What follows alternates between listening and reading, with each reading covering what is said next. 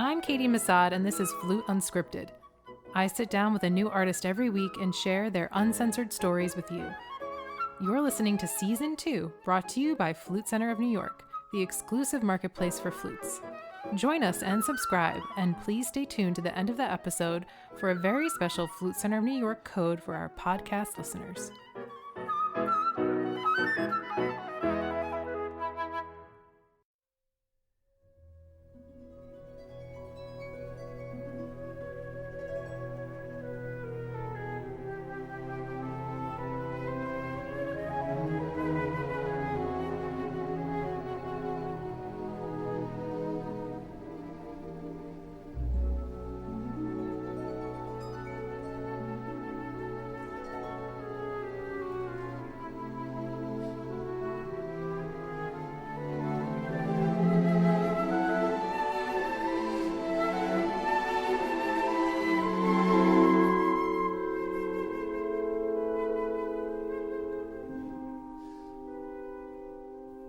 When London Symphony Orchestra principal flutist Gareth Davies came to the Flute Center of New York to give a recital and teach a masterclass, he charmed us all with his great sense of humor and candid, approachable teaching style, not to mention his stellar playing. Gareth launched his professional career after his studies at the Guildhall School of Music. He was appointed principal flute of the Bournemouth Symphony at 23, and later joined the London Symphony Orchestra as principal in 2000. He has been with the LSO ever since. As a way to connect with family, friends, and fans back home, Gareth started writing and launched a blog on his website. There, he shares his insights about the performances, reflects upon the local cultures, and writes fun anecdotes about the touring lifestyle. It is a great way to get to know more about Gareth, but it was a real treat to chat with him in person. Thank you so much, Gareth, for coming today and sitting down with me. It's my pleasure. Well, you're in New York now on tour, playing Mahler 9, London Symphony Orchestra. Could you ever imagine when you were back a young student at Guildhall School of Music that you'd be here now? You'd be touring all over the world. You'd be playing with one of the top orchestras in the world. No, I mean, it's something I obviously dreamed about. I can actually remember the first time I heard... Well, the first time I heard the LSO was when we had an LP of the Star Wars soundtrack when I was a kid, because I was sort of like 8 or 9 when it came out. Yeah. And that was the first time I heard the LSO, although I didn't realise it. But on my 21st birthday, I was at the Barbican Centre, where the LSO is a residence, and my teacher, Paul Edmund Davis, was the principal flute at the time. And I can't remember how, but I managed to get 2 tickets for me and my flatmate, and they were playing Hafner Symphony and Mahler 5, and George Solti was conducting. Wow. And I sat there, and I remember thinking that the sound, the dynamics, the conviction of the performance was absolutely mind-blowing. It just took everything up to another level. And I remember thinking that day, I thought, I want to play in that orchestra. It wasn't even that I wanted to play in an orchestra. I wanted to play in the LSO because there was something about it that just really spoke to me. And, you know, when I got the job, it really was a dream come true. And, you know, I've been in it 18 years now. In fact, 18 years this week. Wow. Yes, I've just realised. Happy anniversary. Yes. 6th of May. I've been there for 18 years, and you know, the thrill doesn't go. When you're on that stage, it's incredible. Can you talk about when you found out that you had that position? Yes, I can. I was on my lunch break. I used to play in the Bournemouth Symphony Orchestra, and actually the first time I played in New York was with them at Carnegie Hall in 1996, I think. And I remember because everybody was very excited because they were the new Star Wars films. I mean, they're now going on for forever, I think. But the episode 1, 2 and 3, I think. Is that right? Yeah, 1, 2 and 3. They'd just been announced that they were going to make them, and everybody was really excited. And the LSO was recording the soundtracks. And the chairman of the orchestra phoned me up and he said, "Hi, Gareth, how are you?" I said, "I'm very well, how are you?" Yes. Very British. We chatted about the weather, and then he said, "I'd like to offer you the job as principal flute of the London Symphony Orchestra." And I nearly dropped the phone.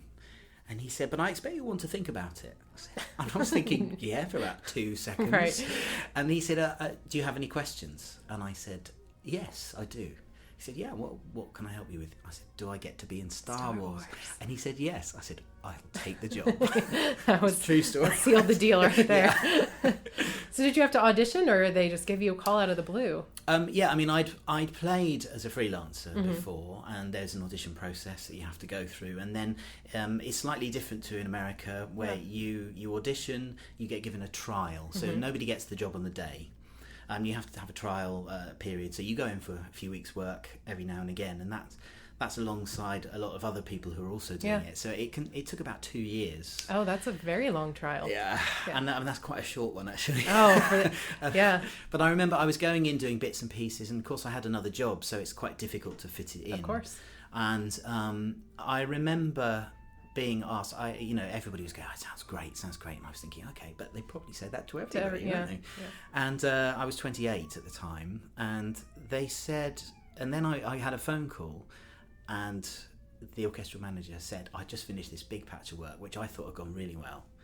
He said, you'll be getting a phone call from me next week. And I thought, oh, here we go, this is it. And he phoned me up and he said, right, have you got your diary? And it was just to book me for more work. And I thought, oh man, this is going to go on forever. But then he said, do you want to know what the repertoire is? I said, yes, of course. And it was Fauré, Pelléas and Mélisande, the Ravel Piano Concerto, and Daphnis and Chloe. And I thought, all right, this is sort of like the final test. It was like Lord of the Rings or something. And I can remember distinctly we did Daphnis, and it was the first time I'd ever played it in an orchestra. Wow. Which is a funny thing when students, you learn all these pieces, and actually I haven't played that piece that many times, even though my career's lasted so far, about 25 years. It's a funny thing. But I hadn't played it before at all, and it was quite nerve-wracking because I could imagine everybody seems to know everything. At that stage you just think, well, you play it through the first rehearsal and you think, well, it sounds amazing, how can they possibly improve on it? And of course they do, the conductors rip it apart. But when we got to the Fauré, is it Fauré? Yes, the one with the Berceuse in it, that's like a grade piece. It's a very small orchestra, and we finished Daphnis and they said, right, we'll just go on to Fauré. And it was the general rehearsal on the day of the concert. And anybody who wasn't in that piece just walked off stage, and they normally disappear off home, but they just went and sat in the stalls, and I could suddenly think, oh, the tension just went through the roof. And then then the next thing that happened, it was another few weeks. Well, presumably they had to have meetings and stuff. Right. It feels forever when you're waiting, but when you're doing it, it seems quite quick. Yeah. And then I had the phone call, and I got to play in Star Wars. Perfect. A dream. So we can hear you now on the Star Wars on 1, 2, 3. Yes, and you can hear me on. Well, we do. I mean, we do a lot of movie soundtracks. Yeah, LSO is known for all of their soundtracks. And in fact, we've just done, as this is a flute podcast, we've just done it was earlier on this year, the soundtrack to The Shape of Water. Oh wow! Del Toro film, which was written by Alexandre Desplat, who's a big friend of ours. Did that win I think that won the Oscar. It won everything. Yeah. It was amazing, and you know why? It's because he orchestrated it for 10 flutes. I like to think that's what. That's the secret. Yeah, but it's great. I mean, if you haven't seen the film, funnily enough, I hadn't seen it. I watched it on the plane over yesterday. Oh, you've never seen it? I never get to see things in the cinema. And actually, it's this really watery music, and it was 4 concert flutes, 4 alto flutes, and 4 bass flutes. Wow! And so it's this really rich sound. But it's great. I mean, it's part of what we do. We do like 170 concerts a year. What do you think of orchestras that do the concerts with the live screening and the playing the score on stage alongside the movie? Well, we're about to do that as well. We're doing in October, the Royal Albert Hall in London. We're doing Star Wars Episode 4 with the live soundtrack. It's the first time we've ever done it. Yeah. And we've got 6 performances. The hall holds 5,000 people. And they've sold all the tickets in about a week or something ridiculous. So it's really popular. Yeah. I mean, I haven't actually done it before. I mean, it's a great idea, and I think that's the first time I heard an orchestra live, and I think more people that know that that's the sound. Yeah. Because I think John Williams was amazing, really, really bringing the big orchestras back into the studio to do things like that. It was a fantastic moment. So yeah, I mean, anything that gets people to listen to music, and the LSO fill those seats too. Yeah. I mean, we the schedule of the LSO is very varied, so which is why I like it. We're working with Sir Simon Rattle this week, And then next week we're working with MTT, and then we're going to China with Noseda, and in between all those we're doing some recordings for jazz. We did a recording bizarrely with Ella Fitzgerald last year, and we're doing one with Jamie Cullum later this year. And, I love Jamie Cullum. Yeah, it's great. And we worked with Diana Kroll a few years ago, and so we do the breadth of work we do is really, really exciting, actually. And did I read that with the conductors that you choose, who comes and collaborates with you on each cycle, or? Yeah, I mean, well, the LSO is sort of almost unique. We're a self-governing orchestra. In fact, I'm actually the chairman at the moment. So we have a managing director, but we have a player-run board that makes all the decisions about the direction we want to take. So yeah, there are. I mean, when Simon Rattle's name was mentioned, obviously we were all delighted. Yeah. It's a really great partnership already. I mean, he's been with us for 8 months. And it feels like we've been together for years. It's just one of those great moments right now that is just so exciting. I think it makes for a special relationship too between the conductor and the group. When you have a shorter time together and you're kind of choosing and rotating through all these greats. Well, we're really lucky. I mean, I've worked with musical hero. I mean, Simon, for one, I queued for his autograph when I was 15. Now I'm meeting him and going out for dinner with him and doing concerts, and he's just a really nice guy, and also an incredible conductor. And we have Valery Gergiev for years, and Colin Davis, and worked with Andrei Previn, Pierre Boulez, Rostropovich. I mean, it's just impressive. When I actually list it, I think, my goodness, it's just I'm really very, very lucky. Yeah, but I do work very hard too. It seems like you are really appreciative of all the opportunities that the LSO has given you and all the repertoire that you play. Do you think? I mean, you've been with them for a long time now, since 2000. Do you think that some members of the orchestra, whether it be in the LSO or not, but some longtime members get a little jaded with repertoire, say, "Oh, it's that piece again," or "Oh, we're doing this again"? And it's funny. I think there are definitely moments like that particularly when if you get a new young conductor, and they come and bring Mahler 1 seems to be a particular favourite for them to make their mark. And when you played it with some really great conductors and they come along and then they start sort of. I mean, we're very, you have to be open. You can't think, well, Abbado did it like that, so that's how it's going to be stuck like that forever. But sometimes they come along and they sort of, there's a way that you have to treat musicians. And, if you think on the stage, in the Mahler Symphony this week, we've got 105 people on the stage. Yeah. And they've all been playing their instruments since they were 6, 7, 8. I was 10. And then they've studied music. They've given up a lot all through their childhood. You know what it's like. You miss out on doing things that other people do. I say miss out. You focus on one thing, and then you go through college, and then you finally get a job, and then you get one person who stands in front, gets paid much more than you do, and they tell you how to do it. Now, if they got something to say, somebody like Simon or Gergiev, it's a collaboration, and with Simon in particular, it really feels like a collaboration. When he makes a mistake, he admits it. It's like, I'm really sorry, I did that wrong, and that goes a really long way with musicians. Because we all make mistakes. It's impossible not to, but it's really I think sometimes in rehearsals it can be, you think, oh, not this piece again. I know it backwards, but in the concerts, I've never felt that with the orchestra. It always, in the concerts, I don't know, maybe we're just a bunch of show-offs, but that's why you are there. You do the concerts. Yeah. And no matter how many times you play something. I mean, we're playing Mahler 9, I think 16 times with Simon. We've been around Europe, now we're in America, and later on in the year we're going to Japan with it as well. And we're doing 10 and Das Lied von der Erde as well. But every night there's something else. It's, and there's Mahler's Ninth Symphony as well is as much a sort of a partnership with the audience in a way, because the last 15 minutes is all pianissimo or quieter, and there's that moment where you can rehearse it and it's quiet, but when you've got, I don't know how many the Lincoln Center holds, 3,000 I think, or something like that, when you've got 3,000 people hopefully not coughing or checking their mobiles, it's a real communal moment. And I think that's one of the most important things to realise about concerts, symphony orchestra concerts, because now you can listen to music, it's available everywhere on Spotify and stuff, but that communal experience of being there going, wow, hearing people trying not to breathe because it's so quiet, and that silence at the end, it's a very powerful thing. And that's what we always want. You want a reaction like that from an audience. So yeah, there are times when you think, oh no, not this piece again. But by the time the concert comes, I always try and think, there's one person, maybe more, in this hall who've never heard this piece before. Right. What an amazing thing to have never heard Mahler's Ninth Symphony. Mm-hmm.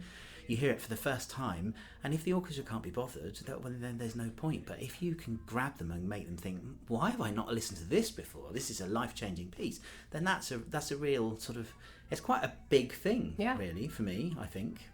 A big responsibility. Yeah. I want people to, I remember, that concert I went to with the LSO, that had that effect on me. Mm-hmm. And it made me think, this is what I want to do. This is the thing. Yeah. And with this orchestra. And it's always been like that.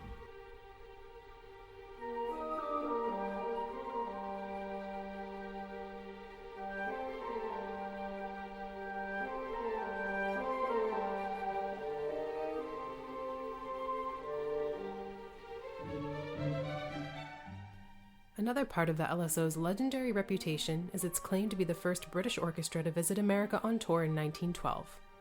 Gareth noticed parallels between life on the road in 1912 and in the 21st century, and as he delved into researching, he came across shared pitfalls and challenges for the touring musician. He published his findings in the book titled The Show Must Go On tour with the LSO in 1912 and 2012.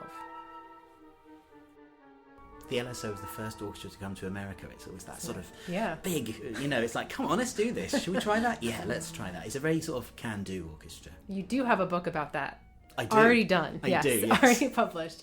And that's about the tour of the LSO in the United States. That's right, yeah. Coming over. I was doing a little research. I thought it was fascinating how they narrowly escaped death, not coming on the Titanic. Yeah, I wouldn't be sitting here now, would I? That's really quite cool. I mean, that's awesome. It's an amazing story. What inspired you to do research on that and to go follow through with a book? Well, it's funny. I was writing when everybody used to do blogs. I mean, it's a bit less like that now. But I think it started about 11 years ago. A few of us started doing a blog. When we were on tour, really for the home audience, because we'll be there and do concerts every week, and then all of a sudden we disappear off for 3 weeks. Mm-hmm. And people say, "Well, I'd love to know what it's like going to Japan." Because most people don't go to Japan on holiday. Right. From England, and so you talk about what was going on and. I've always got something to say. And I started writing it down. I'd never written before, but I really enjoyed it. I found it a really lovely experience, and I let my family know what I'm doing and funny little things that happen. Mm-hmm. And people are always interested on the backstage goings on. I mean, not literally, but how you put things together. Yeah. When conductors say brilliant things in rehearsals, you write them down. That was quite good fun. And there was this story, and it used to be in the blurb that you got in a programme, said that the orchestra was the first European orchestra to visit America in 1912, narrowly avoiding going on Titanic. And that's all it ever said. And I looked around a bit. I couldn't. All that was said was this same thing. And I thought it'd be great to find out, if there's any stuff in the archive. So I spoke to our archivist, Libby Rice, and I said, "Look, have you got anything on this Titanic?" She went, "No." I said, because actually what happened was that there was a problem with the sister ship of Titanic. Mm-hmm. And so the LSO was going on the maiden voyage, but then the maiden voyage moved by 3 weeks. And so the LSO had to get to America, so they just went on a different boat. So, actually, if the maiden voyage hadn't moved, then probably the iceberg wouldn't have been there either. Right, so, right. Who knows? But it was a very sort of clever thing that the orchestra did, because they basically were doing concerts on ship. Right. To actually, sitting around for 2 weeks not working, not playing your instrument, that's not a great way of doing it. So they were doing concerts on board, and they got reduced fare. So that was a deal they did, But I spoke to the archivist, and just by sheer serendipity, a woman in France had been clearing out her grandparents' attic, I think, and her great uncle or her grandfather, I forget which now, was the timpani player in the LSO at that time, the original timpani player, Charles Turner. And she got a load of his stuff, and there was a medal that they all got given for completing the tour. Congratulations, you survived. Yeah. And, well, one of them didn't. Do you want one of those now? Do you want Yeah, those for quite. your tours now? Where's your medal? And they said, and they had all this stuff, and there were various programs and stuff, most of which we'd already got in the archive. But there was this tiny book. It was like about 3 inches by 2 inches, tiny little pocket book, and it was a diary. And the timpani player had written his experience of this tour. He didn't write about the LSO at any other time, but he just wrote this, I think, because, you know, none of them had been to America before, and you know, this is pre-Empire State Building. Yeah. There were carts and horses on the unmade roads, you know, and Carnegie Hall hadn't been open that long, and, you know, above West 57th there were still fields not very far away, you know, so it was a really but the buildings were huge compared to London. So he wrote about his experiences, because they went to Niagara Falls, they went to and all sorts of weird places that you know, on a train. And it was a weird experience. But I was reading this diary, and I thought, my God, this could have been written about a tour now, because it's basically the same thing that musicians complain about: not being able to get food, or it's too expensive. Mm-hmm. The hotels are terrible. Mm-hmm. The air conditioning doesn't work, or the heating doesn't work. You know, and then being worked too hard. Yeah. And so I originally thought I'll just turn it into a blog, because it happened to be the centenary when we were here in 2012. I thought I'll write about then and now. But I started researching, and I have to say the New York Times archive was online, and it's an amazing resource. Mm-hmm. And back home in London, I typed in the date range 1910 to 1914 and typed London Symphony Orchestra, and all these reviews came up from the time, and I just was reading them, and Charles Turner, the timpani player, had actually complained about one critique he got that said he was saying that the acoustic wasn't very good, because they were playing at the old Metropolitan Opera, which wasn't the same as it is now, obviously. And he said that the review said that he sounded like he was banging steel pans or something. It was really bad.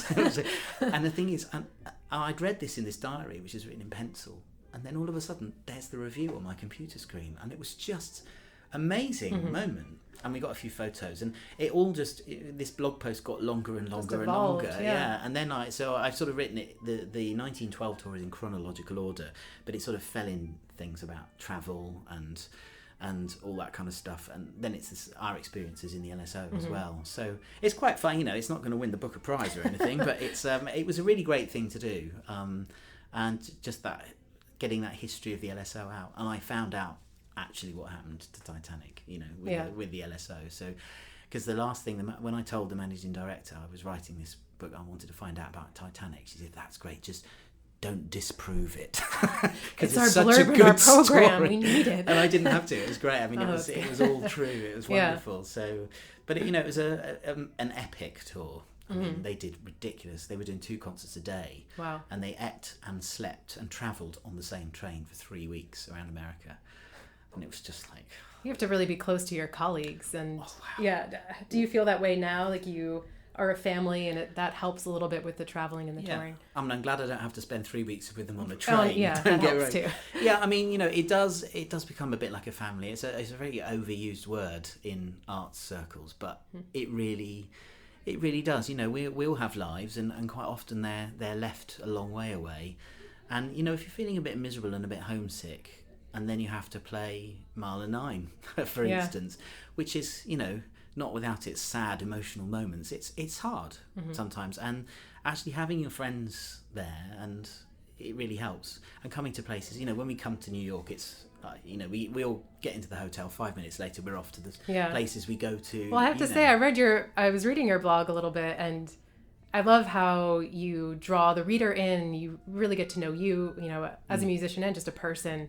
But it seems like you're always finding ways to keep yourself really busy on the tours, with the extra time where people are off doing, you know, checking out this site, or off getting dinner here, or doing this and that. You're playing recitals, concerts. Do you enjoy doing that? Do you do that to yourself, or is that something that... It's a mixture. I mean, sometimes it will be for sponsors. I mean, I don't do too many things. It depends where we're going as well. Because one of the great privileges that I have is going to places. You know, I talk to my friends at home who are doctors or insurance agents, and they're going to conferences in, you know, hotels by the side of motorways. Yeah, and then get back in the airport and go home. I'm going to Beijing. Yeah. And I've got three days, and I'm looking, you know, I'm going around. I mean, it's such an amazing privilege. So, but it's nice. I mean, we do quite a lot of education work with young people around the place, and it's. We went to Mumbai a few years ago, and we went to work with some kids there who had been left by. They were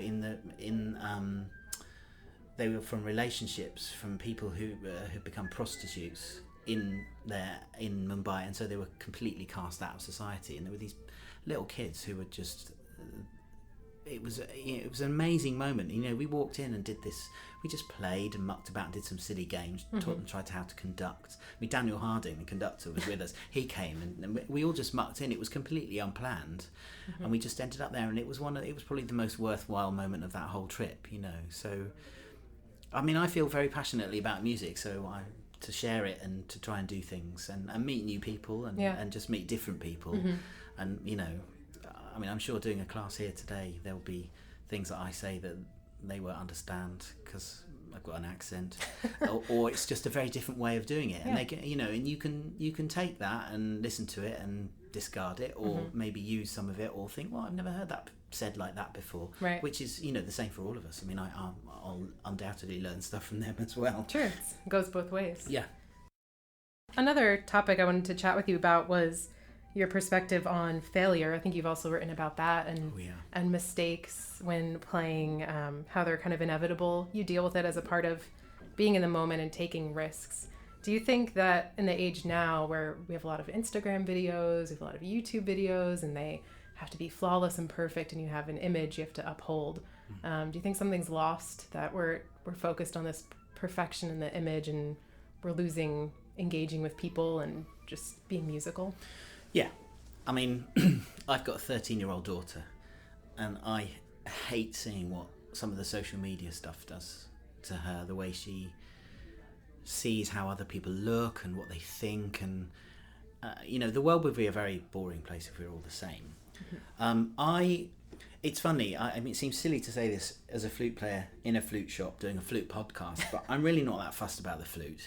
It's means to an end. I would much rather have been a singer. I mean, I've got a Welsh father who, you know, singing is kind of like the second religion in Wales after rugby, and it's something which is so much more than technical stuff. If you're doing a recording, yes, of course, if you play a wrong note, you have to do it again because nobody wants to listen to a wrong note over and over again. But in a concert, it's not so much wrong notes; it's taking a risk. So. For instance, we're doing Mahler's 10th Symphony in a few days' time. And it's very difficult, and it's the completion by Derek Cook. And it's got a really emotional solo at the end, which actually I'll write about in my book. And it's the most extraordinary moment. And it's marked piano semplice. And it goes from a bottom A, no, it goes lower than that at the end, I think to a D, right up to a top F sharp. And a G, which, you know, an F sharp's not a terribly nice note, but it's just the most emotional moment, and you have to play it in such a way that it's got a fragility. You want people in the audience to kind of just it's a pivotal moment in the symphony, which is where it's been a very dark symphony, and it just verges onto the light side. Sounds like Star Wars. Yeah, I was going to say, going back to the Star Wars reference. But it's like walking this precipice between life and death. That sounds really over the top, but when you hear it, that's exactly what it is. And you have to take a risk to do that. I can play it a good mezzo piano, and everybody will say, that was very nice. Or I can take a risk, and it's so fragile that it is on the cusp of breaking. And that's when you get people emotionally. Now, sometimes it won't work. Now, are people going to ask for their money back because of that? I don't know. If you watch it repeatedly, yeah, you think, oh, I'm going to have to, that's annoying. But I'm not playing for posterity. I'm playing for that moment, so that whoever was at the concert will say, did you hear that? That was mind-blowing. That made me cry, or it made me jump for joy, or whatever. And there will be mistakes, and I'm long past caring whether I make mistakes. They will happen, and if you worry about them, you'll never do anything. I mean, you know, that's life, isn't it? Mistakes happen. You try not to make them, and you prepare as well as you can, but they will happen. It's more about how you deal with them. Again, I sound like a self-help guru now, but you know, if you're playing the Prelude de l'Après-Midi, for instance, and I don't know, you're trying to do it in one breath, and you're nervous, so you run out of breath, and you have to take a breath in the first 4 bars. Now, there are 2 ways of dealing with that. One, you beat yourself up about it, and then you do it again because you're getting stressed, and then you play. You can't leave it behind, or you just think, fine, it's gone. Now make the rest of it. You just have to move on, because otherwise you just obsess over it. It's a difficult thing because, of course, I have the luxury in that I am principal flute of the LSO. I'm not trying to get a job, and I know, particularly over here, you know, I've heard about audition process. You know, you play a wrong note, or there's a slight mistake, and you're out of the cut. I mean, personally, I think that's ridiculous. People don't go to concerts to hear download quality or CD quality performances. You go to be moved, you go to be there with other people, you go to be made to feel jubilant at the end of a symphony, or something which makes you question things, or something. You go to feel something. And you know, life is messy. It's not perfect except on TV and Instagram and stuff. And if somebody makes a mistake but something's there, that's more important. Yeah, you forget about any mistake. Yeah, and once you kind of come to terms with that, it's a bit easier. I mean, my eldest son is a 3rd-year trumpet student at the moment. He gets very upset about me playing, you know, if something doesn't quite go right, and I just say the same thing here. It's fine. It doesn't matter. People don't tend to remember that. I mean, of course, there's a cusp. Yeah. You know, I mean, you can't just play everything wrong, and that doesn't give you permission to just not prepare and be bad. You have to go for your best, but I would rather hear somebody take a risk 5 times and one of those times it doesn't quite work, than hear them play it safe 5 times and we all go, there, that was very good. You know, change your tone colour, take a risk. When you're playing Daphnis, don't just play it at a safe level. Do something that draws the audience in. For me, that's what it's all about, you know. All right, well, thank you so much for chatting with me. It's my really pleasure. a pleasure to get to know you. Yeah, you too. Whether it is through teaching, performing, or writing, Gareth Davies makes it a priority to connect with his students, audience members, and readers. His passion for music is evident, and his appreciation for every opportunity to share it is refreshing. In his blog post about a trip to China and the many different world flutes he owns, Gareth writes that if music is the universal language, then flute is its voice. I know that he will continue to use his voice to inspire listeners around the world.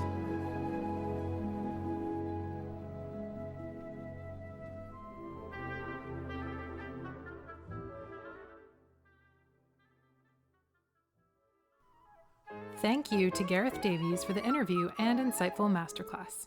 Music selections for this episode feature recordings of Gareth with the London Symphony Orchestra on Prelude to the Afternoon of a Faun and Tchaikovsky Symphony No. 1. This has been an episode of Flute Unscripted.